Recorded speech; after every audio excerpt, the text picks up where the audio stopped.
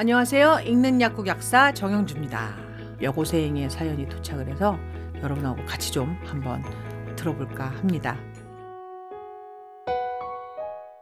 안녕하세요. 친한 친구들과 멀어져 마음이 힘든데 어디 털어놓을 곳이 없어 읽는 약국을 방문하게 된 18살 여고생입니다. 저는 얼마 전 중학교 때부터 친하게 지낸 무리와 사이가 멀어졌습니다. 어느 순간부터 같이 밥을 먹지도 않고 저와 말을 섞지도 않아요. 왜 그러는지 이유를 묻고 싶지만 용기가 나지 않아 말을 못 걸겠어요. 그래서 요즘은 쉬는 시간만 되면 책상에 엎드려 자는 척만 합니다. 친했던 친구들에게 왕따를 당하니 속상해 밤새 울다가 지쳐 잠들고 아침에는 눈 뜨기 싫어서 차라리 세상이 무너졌으면 좋겠다고 생각할 때도 많아요. 인간관계가 원래 이렇게 힘든가요? 지옥 같은 이곳에서 벗어날 방법 좀 알려주세요. 근데 왜 여러 명의 친구가 한 친구를 이렇게 외면하게 됐을까요? 뭔가 계기가 있었을까요? 뭔가 일이 있지 않았을까요? 저는 그게 제일 궁금하고요. 근데 도대체 어떤 일이길래, 얼마나 대단한 일이길래 한 친구를 이렇게 외롭게 하는 걸까요? 그거 굉장히 치졸한 방법이에요. 그렇지 않나요? 사람이 왜 사람을 따돌림을 하죠? 뭔가 불편하고 기분 나쁘면 그냥 나 너 이러는 거 싫어. 별로다. 그렇게 표현해줬으면 좋겠어요. 사람이 사람을 따돌림할 수는 없다고 보거든요. 그것도 다수가 한 명을. 중학교 때부터 친했다면서 갑자기 그렇게 마음이 돌아갈 정도로 서운하다면 말을 하세요. 나 너 이래서 너랑 친하기 싫어. 혹은 도대체 나한테 왜 이러는 거냐. 묻거나.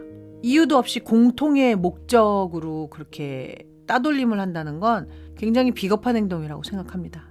그리고 왕따를 당하는 입장이 그 누구도 될 수도 있어요. 지금 그 한 친구를 왕따시키고 있는 다른 여러 명의 친구 중에 누구 한 명이 나중에 그런 모양새가 될 수도 있어요. 왜 왕따 같은 걸 하세요?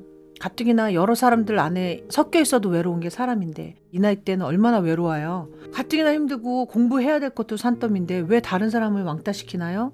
다수의 사람들이 한 사람을 두고 그렇게 괴롭힐 수 있는 그 어떤 이유는 없어요. 그건 나쁜 짓이에요. 옳지 않고 아주 못된 짓이에요. 착각하지 마세요. 그걸로 인해서 당신이 위대해지고 나아지지 않아요. 오늘 이 순간 누군가를 왕따시키는, 왕따시켰던, 왕따시키고 있는 누군가한테 한번 물어보고 싶습니다. 그러지 마세요.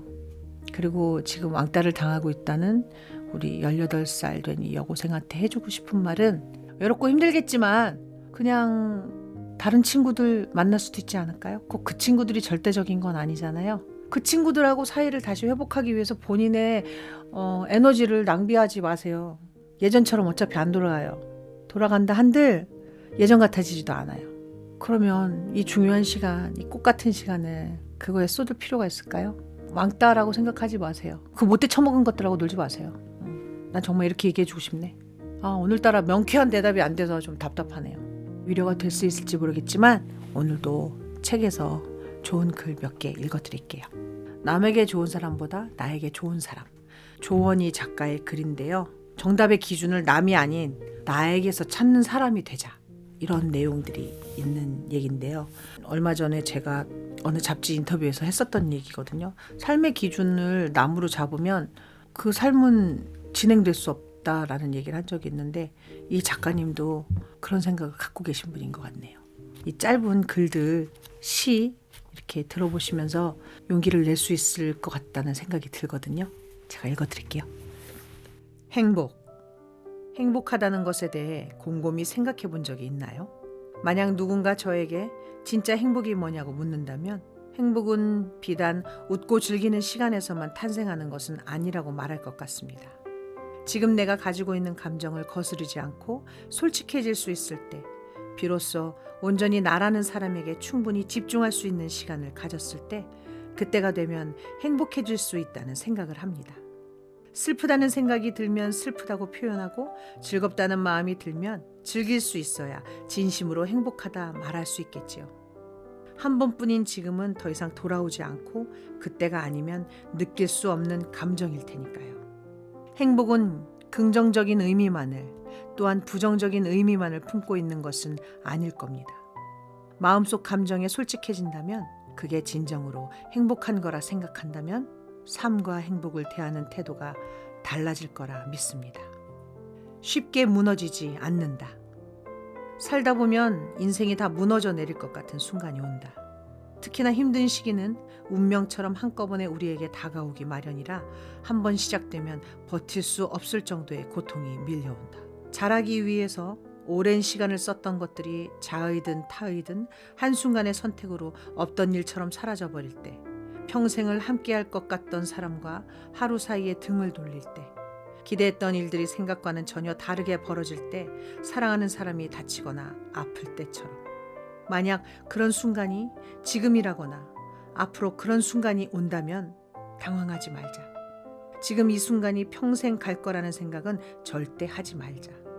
왜 그런 일이 일어났는지, 내가 앞으로 어떻게 해야 해결될 수 있는지 너무 고민하지 말자. 어떻게, 그리고 뭘 하든지 일어날 일들은 결국 일어날 테고 떠날 사람들은 떠나갈 테니까. 시간이 지나면 괜찮아지는 순간이 오니까. 모든 일이 내가 만든 결과라고 생각하지 말자. 그건 정말 사실이 아니니까. 좋은 관계란? 좋은 관계라는 건 흠집 하나 없이 완벽한 사람들끼리 만나는 게 아니라 서로의 다른 부분마저 따스하고 다정하게 바라보는 관계이지 않을까? 예전에는 누군가를 만나면서 상대방과 내가 다른 부분이 생기면 나를 바꾸려는 노력이나 생각보단 상대방을 바꾸려 했다. 하지만 그럴수록 주변에 있는 사람들은 나를 떠나기 마련이었고, 시간이 지나고서야 후회하게 되면서 그건 온전히 나의 이기적인 마음이라는 것을 알게 되었다. 그때는 몰랐다. 좋은 관계라는 건 완벽한 사람이 없다는 걸 온전히 인정하고, 다른 점이 생기면 한 발자국 물러설 수 있다는 것, 비교하지 않고 있는 그대로를 바라볼 수 있는 것, 그렇게 좋은 영향을 주고받으면서 서로가 서로에게 기댈 수 있는 것, 꾸준히 표현하고 응원하며 사랑할 수 있는 거라는 것을, 소중함은 소중한 사람을 잃고 나서야 알게 된다는 사실을. 빛나는 존재. 좋아하는 가수의 노래를 들을 때면 문득 사색에 잠기는 순간이 있다. 이 노래가 어떻게 만들어졌고 어떻게 세상에 나오게 됐고 나라는 사람에게까지 닿게 됐는지, 노래를 빛나기 위해 보이지 않는 곳에서 얼마나 많은 사람들의 노력이 들어갔을지를 생각하며 인간의 존재에 대한 고찰도 다시금 하게 된다. 생각해보면 세상에 쓸모없는 일도 사람도 없다. 우리가 하는 모든 일들은 전부 의미가 담겨 있는 것들이었다. 지금까지 해왔던 것들 중 하나라도 빠진다면 인생의 중심이 흔들릴지도 모른다. 그렇게 세상은 보이는 것보다 보이지 않은 게 더 많았고, 드러나지 않은 것들은 그저 잘 보이지 않는 곳에 있었기 때문에 그렇게 생각될 뿐이었다. 그러니 만약 지금 어딘가에서 빛나고 있지 않다고 해서 나를 너무 가엽게 생각하거나 쓸모없다고 여기지는 않기를. 누군가에게 보이지 않는다고 해서 나의 가치가 사라지는 건 아니니까. 우리는 모두 각자의 빛을 내고 있는 중이다. 그럼에도 불구하고라는 말을 사랑한다.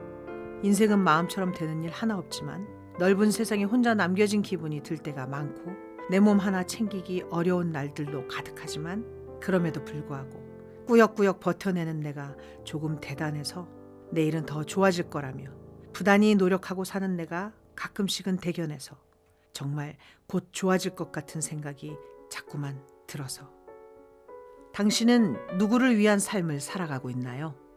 나쁜 사람이 되기 싫어 별로인 관계에 감정을 낭비하며 유지하는 건 도대체 누구를 위한 관계인가요? 건강이나 규칙적인 습관을 위한 운동이 아닌 사람들에게 잘 보이기 위해 몸매를 가꾸는 건 도대체 누구를 위한 운동인가요? 행복하지도 않은데 행복하다 말하며, 사실은 행복한데 행복하지 않다고 말하는 건 도대체 누구를 위한 행복인가요? 명확한 이유도 없이 미래를 위해 돈과 시간을 아낀다면 그건 도대체 무엇을 위한 투자인가요? 누군가가 하지 말라거나 추천하지 않는다는 말을 듣고 직접 해보지도 않고 포기한다면 그건 다 도대체 누구를 위한 삶인가요? 사람을 볼 때 겉과 속이 항상 같은 건 아니다. 말 한마디에 짜증이 묻어나왔다고 해서 그 사람의 인성 자체를 나쁘다고 할 수 없고, 말 한마디가 친절하다고 해서 그 사람의 속마음에 예쁜 꽃이 피어 있다고 단정할 수는 없다. 삶의 단편적인 부분만 보고 섣부른 결론을 내리지 않는 사람이 되기를. 그 어떤 누구도 사람을 쉽게 판단할 수 없다. 빠르게 판단했다고 해서 바르게 판단하는 것도 아니고 느리게 판단했다고 해서 더 바르게 판단하는 것도 아니다. 첫 만남의 느낌을 약간은 믿되 그만큼 나를 의심할 것. 좋지 않은 판단으로 인해 소중한 사람을 놓치는 경우가 생길지도 모르는 거니까. 별로라고 생각했던 사람이 알고 보면 내게 가장 잘 맞는 사람이었을지도 모르는 거니까. 우리는 자주 고장나는 존재니까요. 나를 제대로 챙기지 않으면서부터 언젠가 안에서부터 완벽하게 뒤틀렸다고 느낄 때가 있었습니다. 시간이 없다는 핑계로 끼니를 대충 라면으로 때우던 때, 카페인이 몸에 그다지 좋지 않다는 걸 알면서도 하루에 커피를 5잔씩 마시던 경우가 꽤 많았으니까요. 결국엔 몸도 마음도 망가졌고 미루고 미루던 문제들이 터져버린 날이 있었습니다. 아무도 나를 돌봐주지 않는 장소에서 혼자 며칠간 시름시름 앓으며 이불 속에서 소리 없이 울어야만 했지요. 젊음이라든지 건강이라든지 똑같은 상태를 유지할 거라는 보장은 없다는 것. 우리는 때로는 약한 존재라는 것을 알았으면 합니다. 제때 챙겨주지 않으면 결국 망가질 수밖에 없다는 것을 알아야 해요. 항상 적당한 선을 지키며 살기를, 상황이 심각해지고 나서 수습할 수 있는 것도 한두 번일 뿐, 몸도 마음도 건강이 기본으로 잡혀있지 않다면 원래라면 해낼 수 있는 것도 감당할 수 없게 됩니다. 무엇을 하든지 내가 하는 만큼 적당한 비율로 쉬어주고 적당하게 버틸 줄 알고 적당히 아파하기를. 우리는 생각보다 쉽게 고장나는 존재니까요.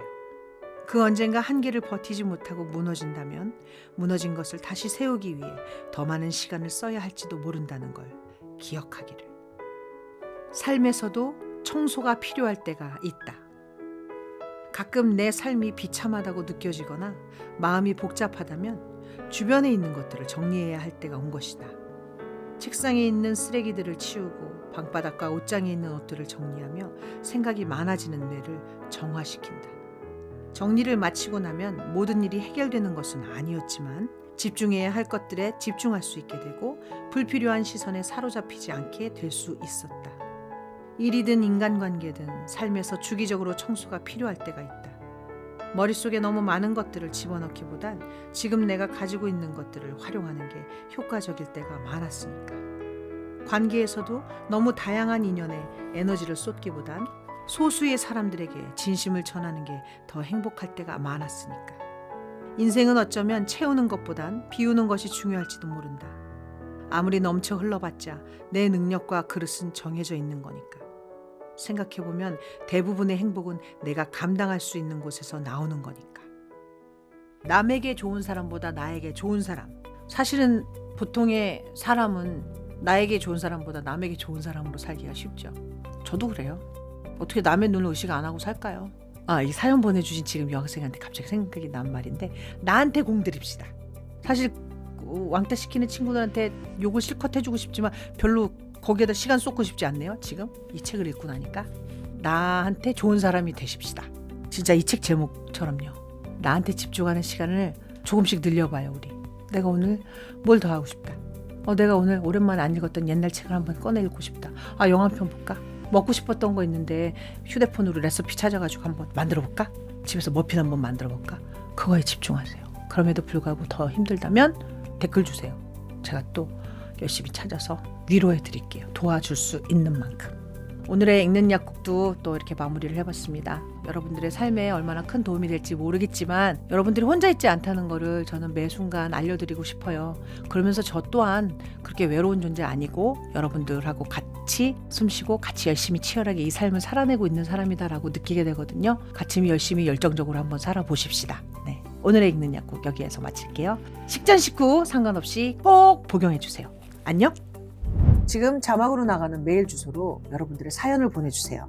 그럼 읽는 약국 약사 정용주가 처방전을 드리도록 하겠습니다.